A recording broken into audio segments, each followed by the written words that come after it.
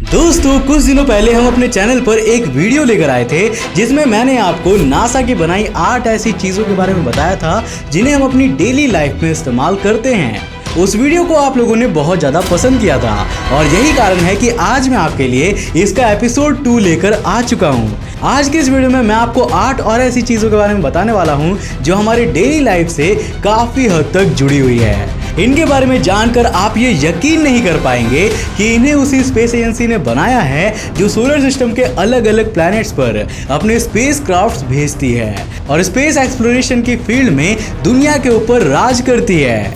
इनमें से एक चीज़ तो ऐसी है जो अभी आपके इस फोन में, जी हाँ, इसी फोन में भी मौजूद है, लेकिन वो क्या है इसे जानने के लिए आपको वीडियो को एंड तक देखना पड़ेगा ना, तो वीडियो को एंड तक जरूर देखना। तो हेलो गाइस, मैं हूं कौशिक और चलिए शुरू करते हैं आज के इस नए एपिसोड को। Number 8, scratch resistant lenses. बात है साल 1972 की।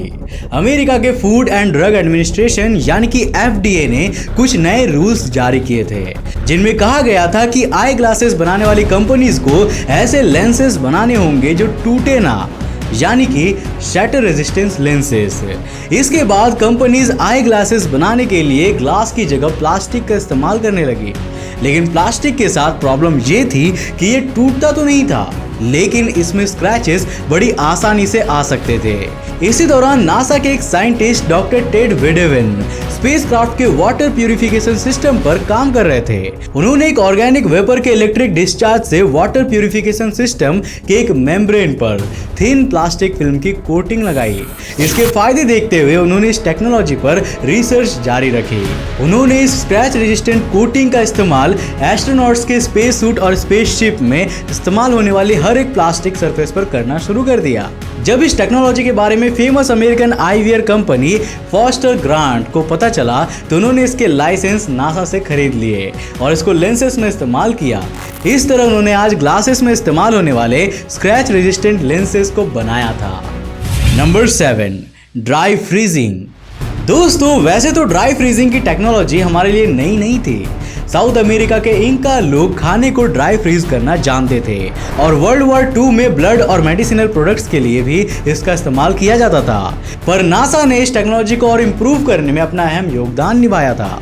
ड्राई फ्रीजिंग के प्रोसेस में खाने को सबसे पहले तो लो प्रेशर पर थोड़ा ठंडा किया जाता है। इससे इसमें आइस क्रिस्टल्स बनते हैं जिन्हें एक वैक्यूम चेंबर में रखकर सब्लिमेशन की प्रोसेस से इसका पूरा पानी निकाल दिया जाता है। इससे खाने की न्यूट्रिशनल वैल्यू तो 100% ही रहती है, लेकिन इसका वजन सिर्फ ओरिजिनल वेट का 20% ही बचता है।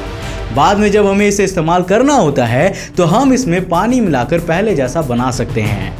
नासा ने तो इस टेक्नोलॉजी को अपने एस्ट्रोनॉट्स के लिए डेवलप किया था, लेकिन आज इसका इस्तेमाल सोल्जर्स भी करते हैं और किसी डिजास्टर के दौरान रिलीफ प्रोग्राम में भी ऐसे ही खाना बांटा जाता है।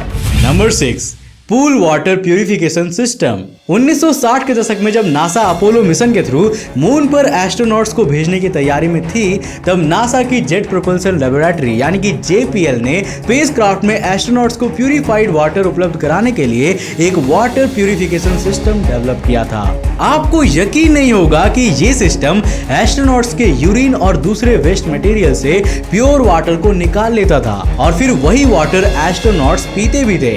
इसके बारे में मैंने आपको नासा के डार्क सीक्रेट्स वाले वीडियो में बताया था। अगर आपने उसे अभी तक नहीं देखा है तो जल्दी से जाके देख लो, लिंक ऊपर आई के बटन पर मिल जाएगा। खैर, पब्लिक पूल्स की भी यही कहानी होती है। यहाँ बहुत से लोग आते हैं और इस कारण से ये बैक्टीरिया का अड्डा बन जाता है। नासा ने वाटर प्यूरिफिकेशन सिस्टम के लिए इलेक्ट्रोलाइटिक सिल्वर आयोडाइजर का इस्तेमाल किया था और आज मोस्टली पब्लिक पूल्स में इस टेक्नोलॉजी का इस्तेमाल किया जाता है। Number 5, ski boots. दोस्तों अगर आप किसी को स्की करते हुए देखोगे तो आप ये नोटिस करोगे कि उसके पैर और स्पेशली सबसे नीचे का पैर बहुत ज़्यादा मूवमेंट करता है, लेकिन फिर भी उनके बूट्स ना तो कभी फटते हैं और ना ही उनके शेप में कोई चेंजेस आता है। मोस्ट इम्पोर्टेंटली इस दौरान स्की करने वाले इंसान के कंफर्ट में भी कोई कमी नहीं आती है।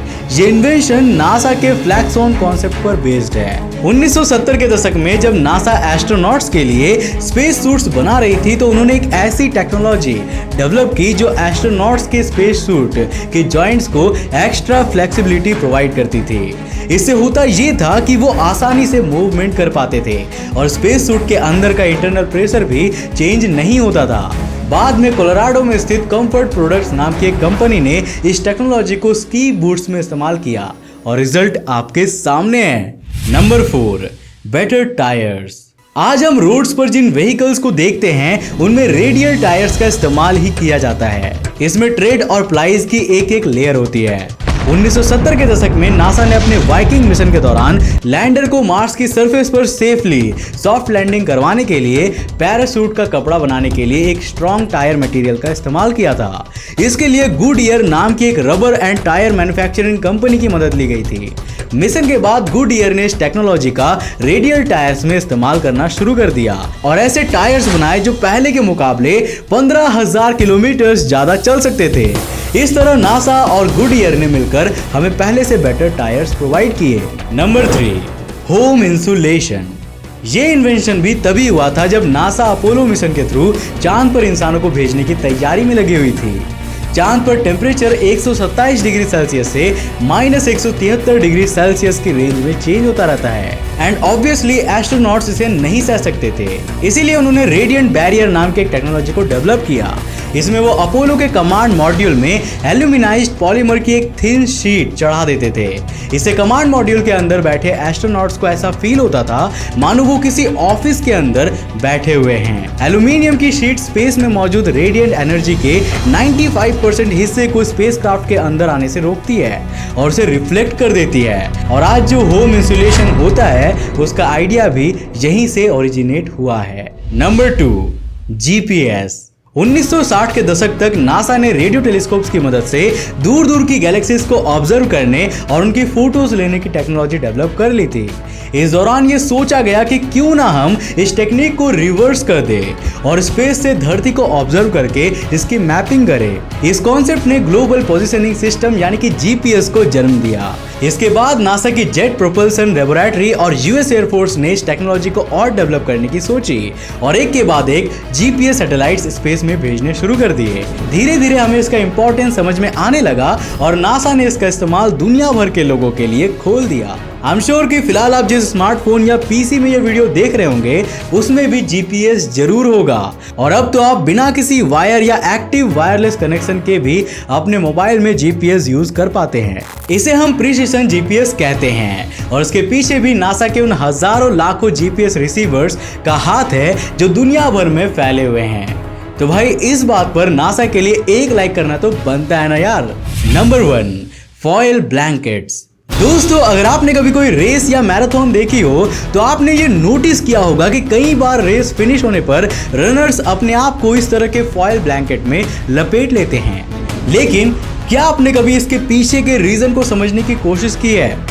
वेल, जब रनर्स तेज स्पीड से दौड़ रहे होते हैं तो उनकी बॉडी काफी गर्म हो जाती है, मतलब वो हीट को बहुत तेजी से एब्जॉर्ब करती है।